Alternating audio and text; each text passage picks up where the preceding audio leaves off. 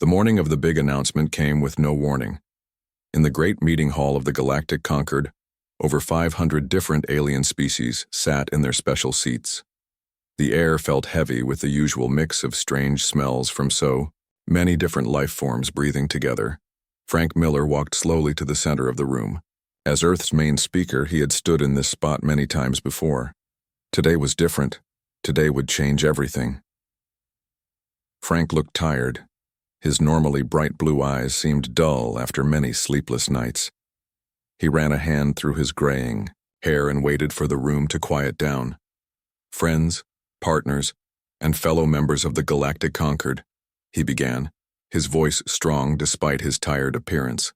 For 300 years humans have sat among you. We have traded with you, fought beside you, and worked to build a better galaxy for all thinking beings. The room stayed quiet. Most aliens could tell when a human was about to say something important. Their translators hummed softly, turning Frank's words into hundreds of different languages. Yet in all this time, Frank continued, humanity has found itself pushed aside again and again. Our warnings about real dangers have been ignored. Our ideas for making things better have been blocked. Our right to rule ourselves has been questioned. A low murmur spread through the hall. The tall, blue-skinned Rigelians blinked their many eyes in surprise. The cloud-like Vegan beings pulsed with worried light patterns. Therefore, by full agreement of Earth's global Senate, I must tell you that as of today, humanity is leaving all galactic political groups, agreements, and friendships. The murmur became a roar. Several species stood up in shock. One small green alien actually fainted. Frank raised his voice to be heard over the noise. We will still trade with individual planets who wish to do business fairly, but the Sol system and all human colonies are now closed spaces. No political visitors may enter without being invited. All humans working in galactic jobs are being called home. Complete chaos broke out. The leader of the Centauri delegation threw down his ceremonial hat in anger. Several species known for their calm thinking disappeared from their seats, using their emergency teleporters to rush home with the shocking news. Frank walked quickly from the center spot, ignoring the shouted questions and angry demands to explain. His assistant, Susan Campbell, met him at the exit door. It's done, she said quietly. Was it as bad as we expected? Worse, Frank replied, loosening his tight collar. But it doesn't matter. We don't have a choice. They walked quickly to the human embassy building across the plaza. Crowds were already gathering outside.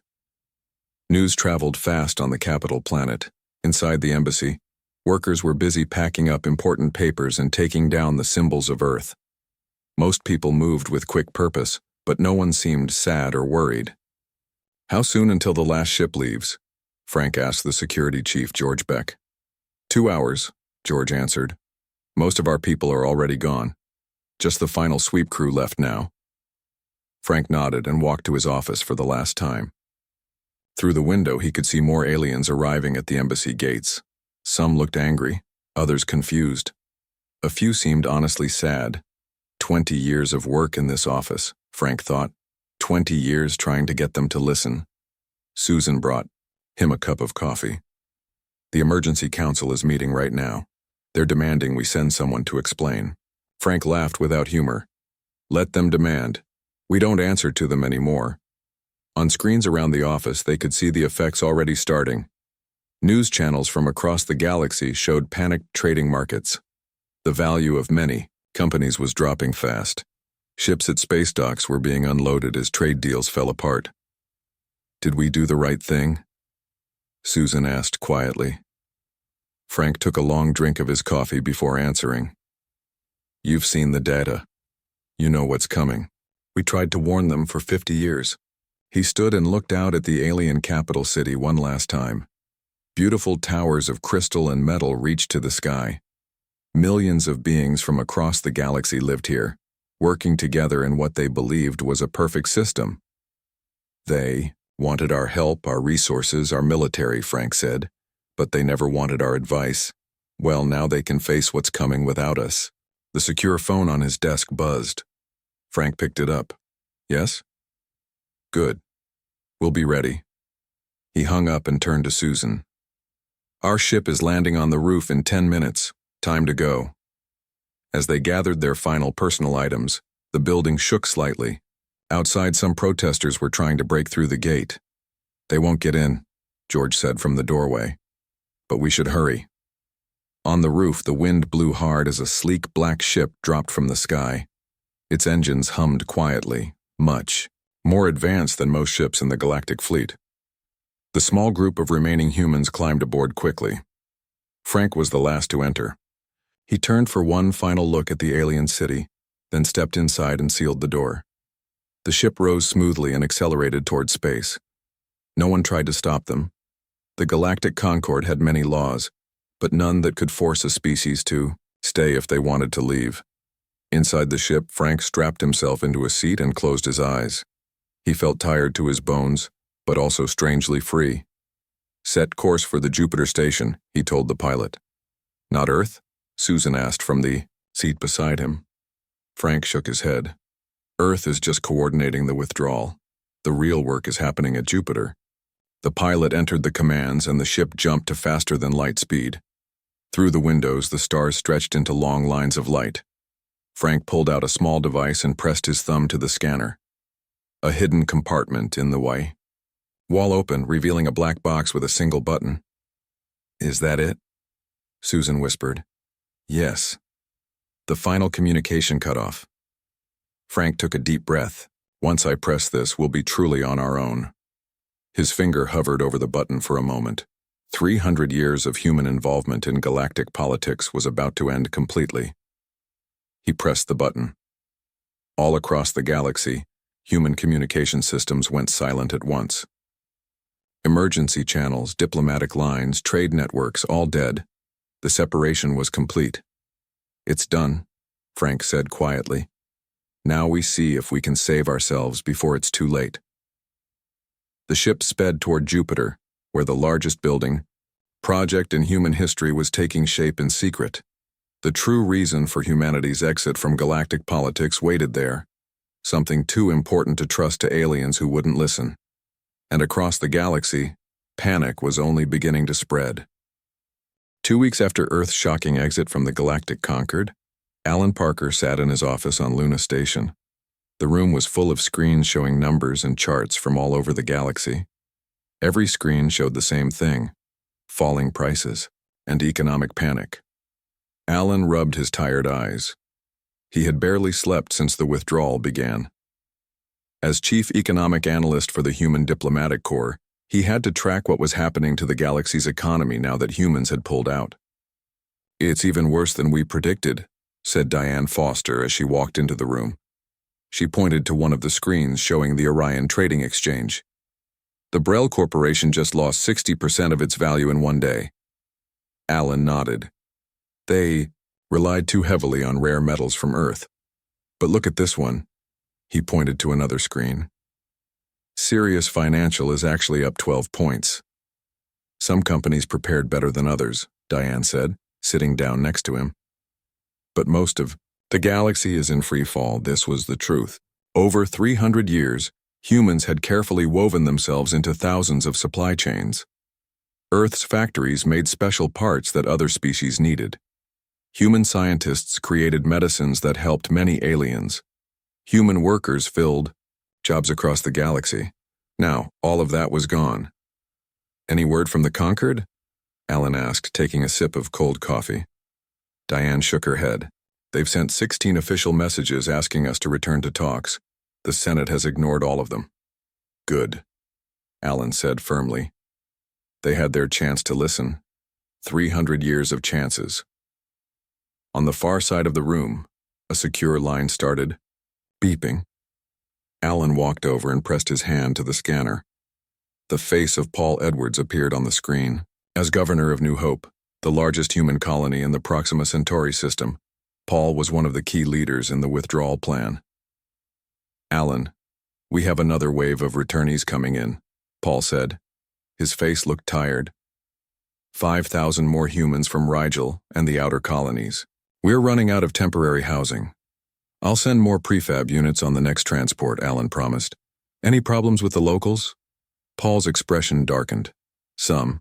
Nothing violent yet, but the Proxima natives are confused and angry. They thought we were happy here. We were, Alan said. But that's not the point, is it? After the call ended, Diane brought over fresh coffee. Do you ever wonder if we should have told everyone the truth from the beginning? She asked quietly. Alan shook his head. The Senate was clear. Only those who need to know. If word got out too soon. He didn't finish the sentence. He didn't need to. Out past the orbit of Neptune, in the distant Kuiper belt where few ships ever traveled, the real reason for humanity's withdrawal was taking shape. Commander Ryan Butler stood at the observation window of the largest space station humans had ever built. Before him stretched the biggest construction project in human history. Status report, he said to the woman who walked up beside him. Commander, Ellen Hughes handed him a data pad. We're at 42% completion on Arc 1. The hull is complete and we're installing the drive systems now. Arcs 2 through 5 are at various stages of frame construction. Ryan studied the numbers. We're behind schedule. Yes, sir. The recall of our workers from alien worlds has helped, but we need more skilled engineers. Ellen hesitated. Sir, there's something else. Our outer sensors detected a scout ship at the edge of the system yesterday. We think it was Denebian. Ryan frowned. They have the best stealth technology in the galaxy. If we detected them, they probably wanted us to, Ellen finished. They're testing our defenses, seeing how serious we are. Increase patrols, Ryan ordered. And step up the camouflage field strength around the construction area. We can't let them see what we're building yet. Not until we're ready. Ryan looked back out the window. The massive skeleton of Arc 1 stretched for nearly 10 kilometers. When complete, it would hold 2 million people, along with plants, animals, and everything else needed for a self-contained world. And it was just the first of 15 planned arcs. How long can we keep this secret? Ellen asked.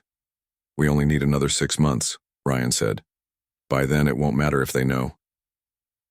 Back on Earth, in the underground halls of the Global Senate, the emergency meeting had been going for hours. Senator Grace Phillips stood at the center of the room. The withdrawal is proceeding as planned, she told the assembled senators. 82% of humans working off-world have returned. Our economic systems are stable, though isolated. The defense grid is at full strength. And the project? Asked an older man from the back row. On schedule, despite some delays, Grace answered. But we've received 47 diplomatic requests for meetings in the past week alone. The Arcturans are particularly persistent. They always were the smartest of the bunch, someone muttered. Senator Oliver Wright, the oldest member of the Senate, stood up slowly. The room fell silent. As the man who had first proposed the withdrawal plan 20 years ago, he commanded, "Great respect."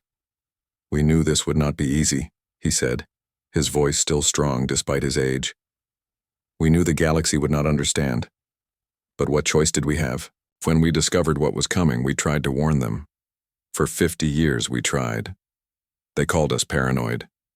Another senator said bitterly. Yes, Oliver agreed. They said humans were always seeing dangers where none existed. They mocked our concerns. But the data was clear then, and it's clearer now. The subspace anomalies are growing faster than predicted. We have perhaps 20 years before the event, not 50 as we once thought. The room was silent as the terrible truth hung in the air. The thing that humanity had discovered, the thing that the rest of the galaxy had refused to believe in, was coming sooner than expected. How much do we tell them now? Grace asked. The galactic economy is in ruins. Some species are already suffering food shortages because their supply lines depended on us. Oliver thought for a moment. Nothing yet. If we show our evidence now, they'll demand we share the arc technology before it's ready. We need to complete at least the first 5 arcs before we reveal the truth. And if they attack us before then? Another senator asked. The Regellian fleet has moved to the edge of our space. They won't attack, Oliver said confidently.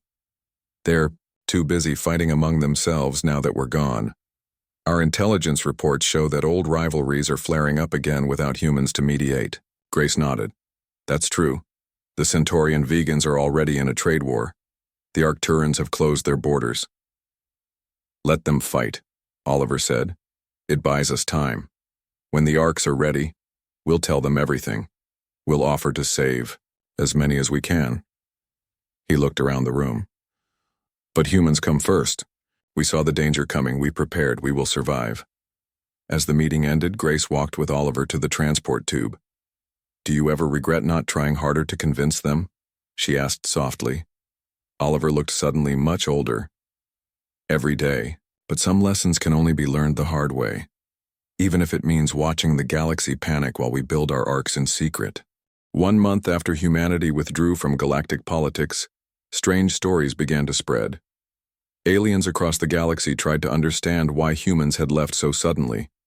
When no official explanation came, they made up their own reasons. On the planet Tau Ceti Prime, the most watched news program in the galaxy was about to begin. Interspecies dialogue aired to billions of viewers on thousands of worlds. Today's show promised to explore the mystery of humanity's exit. The host, a tall Tau Cetian named Vorlab, settled into his hovering chair. His skin shimmered with the purple spots that showed he was excited. Welcome, galaxy citizens, he said to the cameras. Today we discuss the human question. Why did they leave us? What are they planning? We have 2 guests with different views. The camera moved to show a Procyon diplomat. His face tentacles twitched nervously as he adjusted his translator. Our first guest is Ambassador Krell from Procyon, Vorlab continued, and joining us by secure channel is Dr. Nancy Wilson, a human who chose to stay in alien space. The screen split to show a human woman with short gray hair. She smiled politely but looked uncomfortable. Ambassador Krell, your theory has gotten much attention, Vorlab said. Please share it with our viewers. The Procyon leaned forward. It is obvious, to anyone with sense. Humans are preparing for war. Why else would they call their people home and close their borders? They have been building weapons for years while pretending to be our friends. Dr. Wilson shook her head. That's completely wrong. If humans wanted war, we wouldn't have announced our plans. We would have attacked without warning. Then what is the truth? Vorlab asked her directly. Why did your species abandon the Concorde? I don't know all the details, Dr. Wilson admitted. I'm just a scientist who studies alien cultures. But I know humans tried for decades to get the Conquered to listen to certain concerns. We were ignored. What concerns? Vorlab pressed. I'm not at liberty to say, she answered carefully. Ambassador. Krell's tentacles waved angrily. See? Secrets. Our intelligence reports show unusual activity in the outer reaches of the human solar system. They are building something big. Perhaps a medical issue? Suggested Vorlab. Our sources indicate increased activity in human medical facilities. Could there be a plague they don't want to spread? Dr. Wilson laughed. We cured all major diseases centuries ago, and we've always shared our medical advances with the galaxy. The debate continued, but none of them knew the truth. Far from alien, human activity was reaching fever pitch. In the cold darkness beyond Neptune, Commander Ryan Butler floated in a small transport ship. Through the window, he watched the largest construction project humans had ever attempted. 5 massive space vessels took shape in the emptiness. Each was the size of a small moon. Workers in spacesuits moved like tiny ants over the huge metal frames. Construction robots welded giant plates into place. Supply ships came and went constantly. Impressive, isn't it? Asked a voice behind him. Ryan turned to see Linda Evans, the project's chief engineer. She had joined him for the inspection tour. More than impressive, Ryan replied. Arc 1 is nearly complete. When will the engine tests begin? Next week, Linda said.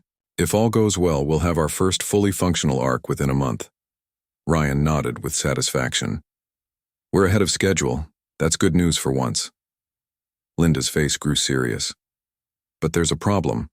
Our long-range sensors detected 3 more scout ships at the edge of the solar system yesterday.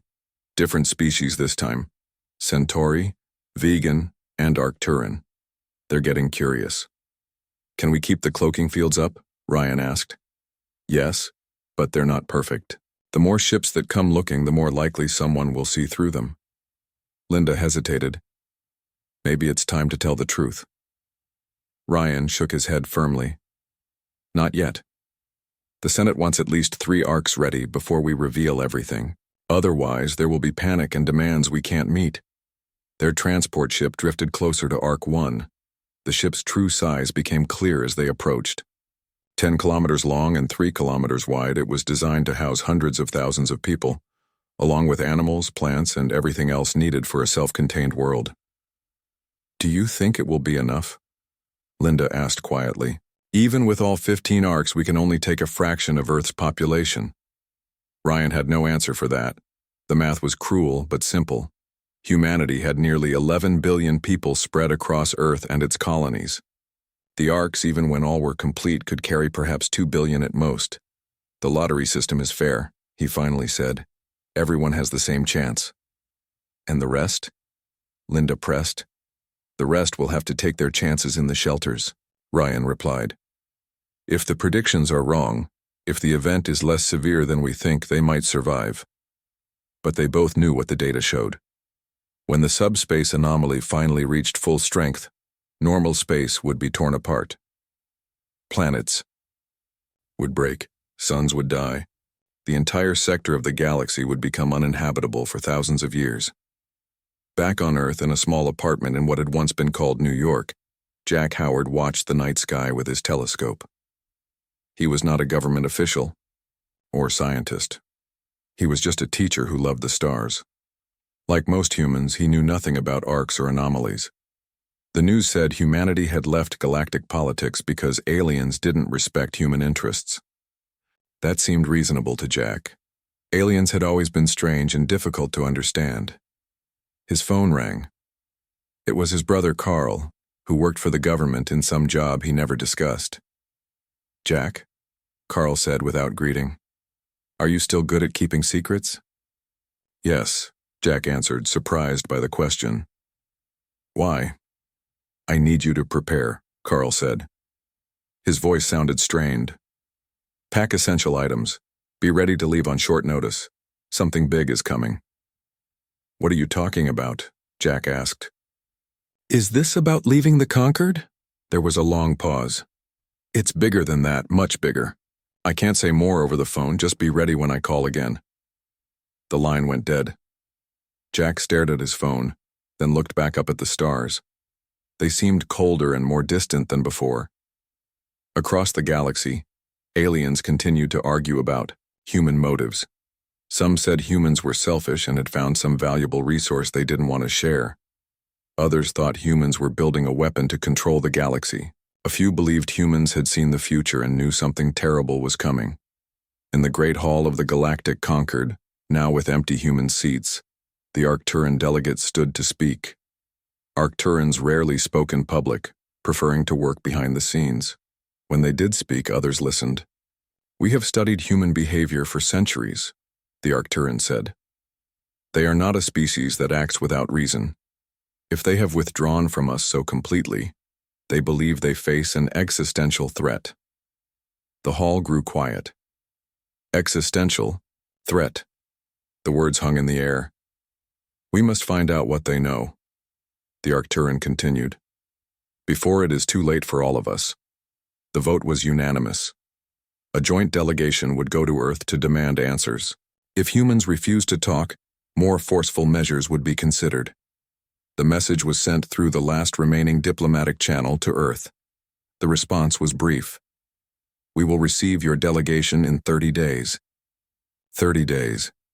Just enough time to complete the first 3 arcs. Just enough time to prepare for the truth that would shake the foundations of galactic civilization. In his office on the Jupiter station, Frank Miller read the message from Earth. The diplomats were coming, and with them, the time for secrets would end. He wondered how the galaxy would react when they learned that humans hadn't abandoned them out of anger or selfishness, but to save as many lives as possible before the end came for everyone. The day of the alien delegation's arrival came quickly. Earth's Global Senate had prepared carefully for this meeting. They knew it would change everything. Frank Miller stood at the landing pad of the new Geneva spaceport. The wind blew his gray hair as he watched the alien ship descend from the clouds. It was a Rigelian diplomatic vessel, large and gleaming silver in the morning sun. As the main representative for humanity during the withdrawal, Frank had been called back from Jupiter to face the aliens one more time. "Are the Arcs ready?" he asked the woman standing beside him. Senator Grace Phillips nodded. "Arcs 1, 2, and 3 are operational. The engines have been tested. They work." "Good," Frank said. "Then we can tell them the truth." The alien ship landed with a soft hiss of air. A ramp extended and 5 beings walked down to Earth soil. The delegation included a Rigelian, a Vegan, an Arcturan, a Centauri, and a Procyon. They represented the 5 most powerful species in the Galactic Concord. "Welcome to Earth," Frank said formally. "We have prepared a meeting room." The aliens followed him without speaking. Their faces, those that had faces, showed a mix of anger, worry, and curiosity. They had come expecting answers, and today they would get them. In the meeting hall, 300 human senators sat on one side. The 5 aliens sat on the other. The room was silent as Frank walked to the central podium. "Honored representatives," he began. "For 50 years, humanity tried to warn the Galactic Concord about a danger we discovered. For 50 years, we were ignored or dismissed. Now we will show you why we had to leave." He pressed a button and a large hologram appeared in the center of the room. It showed what looked like normal space, but with strange ripples moving through it. "This is subspace," Frank explained. "The layer beneath normal space that makes faster-than-light travel possible. Our scientists discovered unusual patterns in it 20 years ago." The hologram changed to show the ripples growing larger and more violent. "The patterns are growing. Something is coming through subspace, something that exists outside normal space-time. When it fully emerges, it will destroy everything in its path." The Rigelian delegate stood up, his multiple eyes blinking rapidly. "If this is true, why did you not share your data? Why leave instead of working together?" Frank sighed. "We did share our data, repeatedly. Human scientists presented evidence to the Galactic Science Council 15 times over the past 5 decades.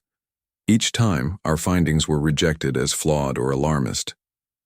Humans are known for seeing danger everywhere," the Procyon said, his tentacles waving dismissively. "Your species evolved as prey animals. You imagine threats." "This is no imagination," Grace Phillips said, standing up. "The subspace anomaly is real. Our latest calculations show it will reach full strength in less than 20 years. When it does, it will destroy everything within 50 light years of its emergence point." "And where is this point?" the Arcturan asked quietly. Grace looked at Frank, who nodded. "It was time for the full truth. The center of the anomaly will emerge at the exact location of the Galactic Concord capital world," she said. The room erupted in shocked voices. The Centauri delegate actually fell from his chair. The Vegan's body changed from green to pale white. When order was restored, the Arcturan spoke again. "If what you say is true, why did you not evacuate your people from our worlds? Why the complete withdrawal?" Frank's face was grim. "Because we needed every human to help build our only hope of survival." He changed the hologram to show the massive arcs being constructed beyond Neptune. "These are our Exodus arcs, ships large enough to carry millions of people, along with plants, animals, and everything needed for life. Ships that can travel to another galaxy if necessary." The aliens stared at the images. Even for species used to space travel, the size of the arcs was shocking. "You're leaving the galaxy," the Rigelian said slowly. "Not by choice," Frank replied. "But yes, we plan to take as many humans as possible to the safety of Andromeda Galaxy. The journey will take generations, but at least some of us will survive." The Procyon stood angrily. "So you abandon the rest of us to die. You build ships only for humans." "We offered to share our findings for 50 years, Grace said firmly. "You refused to listen. We have limited resources and time. Our first duty is to save our own species." "But now that you know the truth," Frank added, "we are willing to share our arc technology. You can build your own ships. There's still time if you start immediately." The Arcturan moved forward. Unlike the other aliens, Arcturans could see energy patterns directly. It studied the hologram of the subspace anomaly closely. "The human data appears correct," it said finally. "I can see the pattern matches. This is real." The meeting became quiet. The terrible truth settled over everyone. The end of their world was coming, and humans had been the only ones to see it in time. "How many can your arcs save?" the vegan asked. "Perhaps 2 billion humans from our total population of 11 billion, Frank answered honestly. "The rest will try to survive in deep space shelters or on worlds far from the anomaly's emergence point. But their chances are not good." "And how did you choose who would go on the arcs?" the Centauri asked. Grace answered this time. "A lottery system. Fair and random. No preferences for wealth or power." Jack Howard sat in his small apartment, staring at the letter in his hands. He had received it that morning, as had every human on Earth and in the colonies. Now he understood his brother's cryptic warning. The letter explained everything: the subspace anomaly, the arcs, the lottery. His number had been drawn. He would have a place on Arc 2, departing in 3 months. He could bring one small bag of personal items. Nothing more. His phone rang. It was Carl. "Did you get your letter?" his brother asked. "Yes," Jack said, still stunned. "I'm on Arc 2. You?" There was a long pause. "I didn't get chosen, Jack. I'll be staying behind." Jack felt cold all over. "But you work for the government. Can't you get a spot?"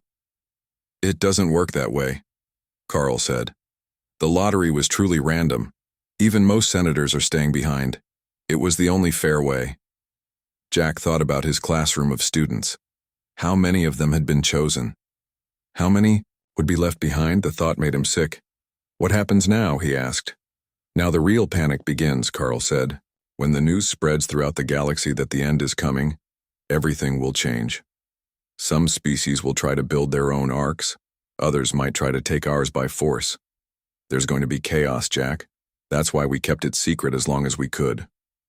After the delegation left Earth, the news spread across the galaxy like wildfire. Humans had not abandoned the galactic community out of anger or selfishness. They had left to save as many of their people as possible before the end came for everyone. On the construction platform near Jupiter, Commander Ryan Butler watched as alien ships began to arrive. They came to see the arcs, to learn how they were built, to beg for places aboard them. "And so it begins," he said to no one in particular. "The real test of who we are." 3 months after the truth was revealed, the galaxy had changed completely. The news about the subspace anomaly had spread to every world. At first there was denial, then anger, then desperate action. Kate Rogers, who had replaced Frank Miller, as Earth's main representative, stood in the observation room of the Jupiter station. Through the large windows she could see Arc 1, now complete and ready for its journey. Nearby, Arcs 2 and 3 were in their final testing phase. Beyond them, 7 more arcs were under construction, but they were no longer alone. Dozens of alien ships hovered nearby. Some were there to learn. Others watched with suspicion or envy. "The Rigelians have begun building their own arc," said William Gray, Earth's chief scientist, as he joined her at the window. "They're using our plans but adding their own ideas. It might be better than ours when it's done." Kate nodded. "Good. How many species have started construction?" 12 so far," William answered. "The Arcturans are the furthest along. They already had advanced ship technology. The Centauri and vegans are working together on a joint project."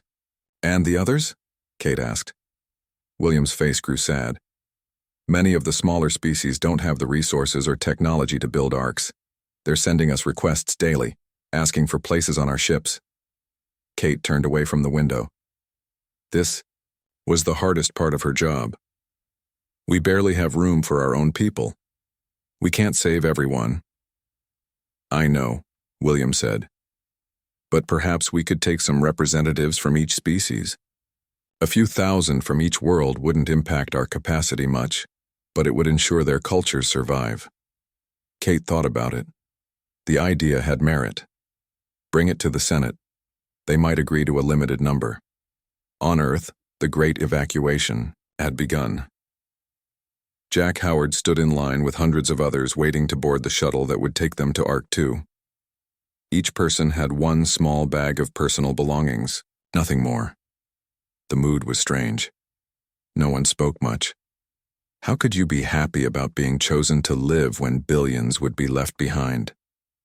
Jack thought about his brother Carl, who would stay on Earth and face whatever came.